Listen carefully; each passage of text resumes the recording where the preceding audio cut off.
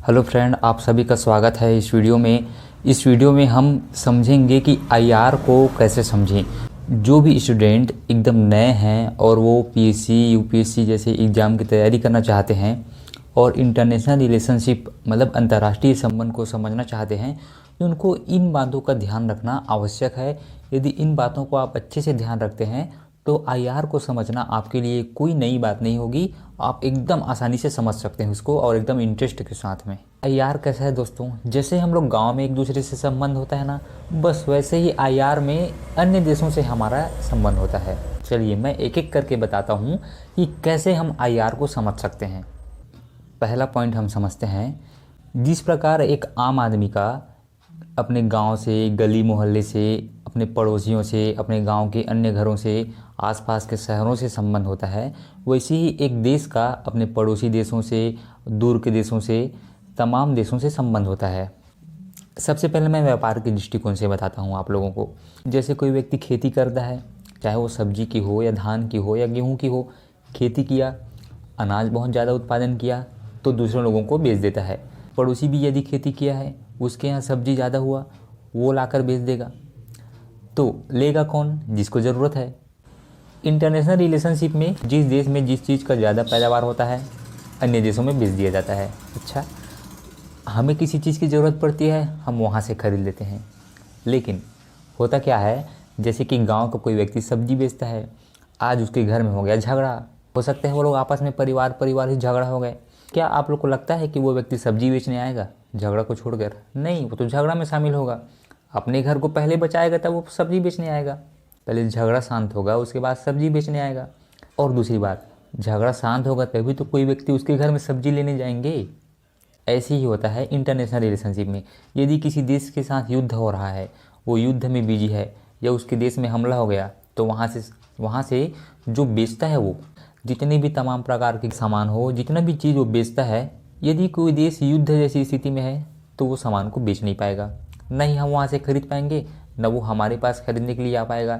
तब क्या होता है, हमारे यहाँ संकट उत्पन्न हो जाता है। क्या? खाद्यान्न का संकट, कि वो तो बेच नहीं रहा है। और दूसरी बात, जब किसी के घर में झगड़ा हो रहा है और खाने के लिए किसी के घर में कुछ नहीं रहता, तो उसका लाभ कौन उठाता है?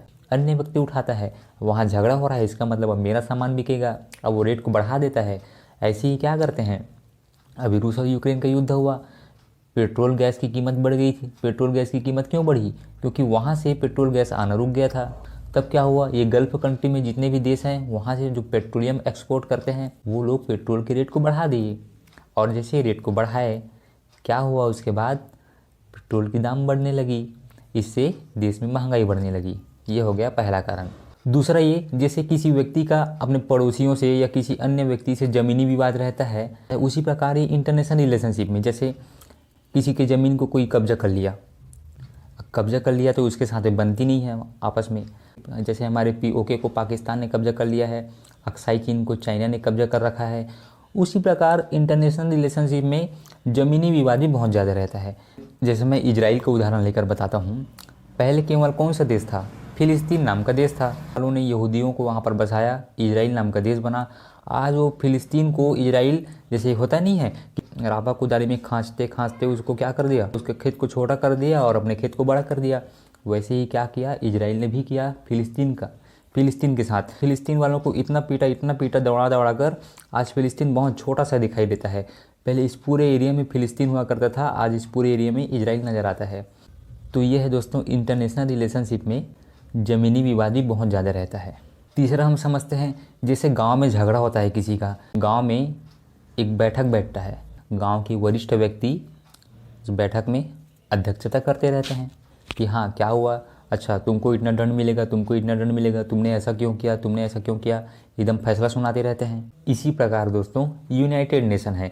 जब भी कोई देश का आपस में झगड़ा होता है तो वो मामला यूनाइटेड नेशन में जाता है और यूनाइटेड नेशन क्या करता है, उन देशों पर प्रतिबंध लगाने के लिए सिफारिश करता है। किसको? P5 कंट्रियों को। यूनाइटेड नेशन सिक्योरिटी काउंसिल के जो 5 देश है उसको कहता है कि इस पर सैंक्शन लगाओ।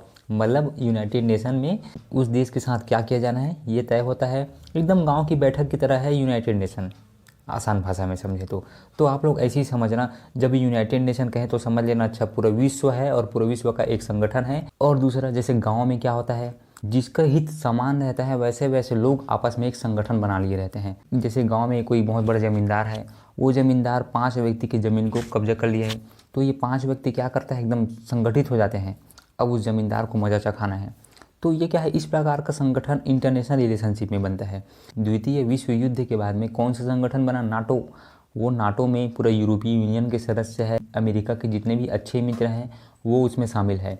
और वो उसमें शामिल क्यों हैं, वो रूस के खिलाफ बना है। कल के दिन में रूस हम पर हमला कर दे तो हम सब मिलकर उसको पीटेंगे, ये रूस को। इसी नाटो में शामिल होने वाला था कौन, जेलेंस्की, यूक्रेन। जैसे कोई व्यक्ति है ना, और वो विधायक के साथ में दोस्ती कर लिया। मान लो कि मैं किसी की ज़मीन को कब्जा किया हूँ और मैं विधायक के साथ में दोस्ती कर लिया, तो विधायक के साथ में दोस्ती करूँगा तो जिसका ज़मीन को कब्जा किया हूँ उसको गुस्सा आएगा ही आएगा। ज़मीन को वापस लाने में अपने आप को नाकाम समझेगा। तब क्या होगा, वो मेरे से लड़ाई करना शुरू कर देगा, तुम विधायक से दोस्ती मत करो। इसी प्रकार रूस ने किया यूक्रेन के साथ में। यूक्रेन ने कहा मैं नाटो में शामिल होऊंगा, रूस ने सोचा तुम तो पहले मेरे में शामिल थे, मतलब यूएसएसआर था तो यूक्रेन रूस में शामिल था। वो जब 15 देश में टूटा 1991 में, तब यूक्रेन अलग हुआ। अब रूस कहता है कि मैं तुमको फिर से जोड़ना चाहता हूँ और तुम नाटो में शामिल होना चाहते हो। जिस दिन मैं तुमको जोड़ने के लिए युद्ध कर दूंगा तो फिर नाटो आ जाएगा मेरे को पीटने के लिए। तुम शामिल नहीं होना है मतलब नहीं होना है, ये जेलेंस्की तेरे को नहीं होना है।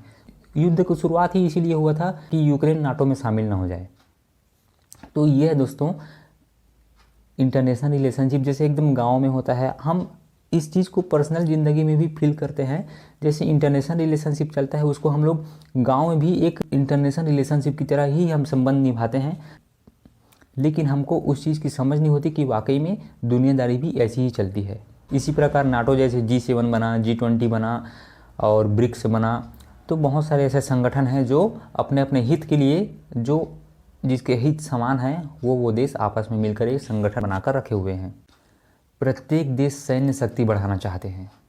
अच्छा, इसका मतलब कैसे, इसको गांव के उदाहरण से हम लोग कैसे देखें। जैसे कि पड़ोसी व्यक्ति पल्सर गाड़ी ले लिया, अब सामने वाले को जलन हुआ, उसके पास पल्सर है, तो वो क्या करेगा, 220 लेने के लिए, पल्सर 220 लेने के लिए शोरूम में जाएगा। बस ऐसे ही अंतर्राष्ट्रीय संबंध में होता है। जिस प्रकार आजकल लोग चाहते हैं कि मेरे पास ये सब हो, उसी प्रकार देश चाहता है कि मेरे पास ये सब हो। जैसे मान लो मेरे दिवाली में मेरे पास मस्त मस्त पटाखे हो, एटम बम हो, मैं उसको फोड़ूं, एकदम आवाज़ करे तो मज़ा आ जाए। उसी प्रकार देश चाहता है जब मैं किसी के साथ में युद्ध लड़ूं तो मेरे पास परमाणु बम हो, ताकि उस देश को मैं बर्बाद कर दूं, मेरे से फिर दोबारा वो लड़ ही ना सके। हर व्यक्ति चाहता है कि मेरे पास में एकदम लग्जरी गाड़ी हो, एकदम चलाऊं तो 4 लोग देखे। वैसे ही चाहते हैं देश, मेरे पास मिसाइल हो, परमाणु पनडुब्बी हो, हाइपरसोनिक मिसाइल हो, हाइपरसोनिक ग्लाइड मिसाइल हो। वो ग्लाइड मिसाइल ऐसे ऐसे करते करते दोस्तों वो कहाँ पे गिर जाती है, कब गिर जाती है पता ही नहीं चलता, नहीं वो रडार के भी पकड़ में नहीं आता। और क्या चाहती है, मैं एकदम अंतरिक्ष में जाऊँ, उड़ान भरूँ।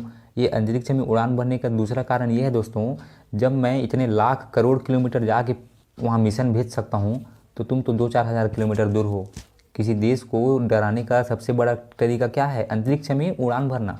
अंतरिक्ष में जब लाखों किलोमीटर उड़ान भरते हैं तो वो देश समझ जाता है कि इसके पास इतना दूर जाने की क्षमता है। तो इस पृथ्वी का टोटल कितने किलोमीटर है, अमेरिका हमारे देश से 16,000 किलोमीटर है। अब 16,000 किलोमीटर है, हम मंगल तक जा सकते हैं, इतने लाखों करोड़ों किलोमीटर दूर जा सकते हैं, तो क्या 16,000 किलोमीटर को हम लोग नहीं जा पाएंगे। तो ये दोस्तों एक रिसर्च करना तो एक अलग मकसद है, लेकिन दूसरा है उस देश को डराना भी कि मेरी औकात इतनी है।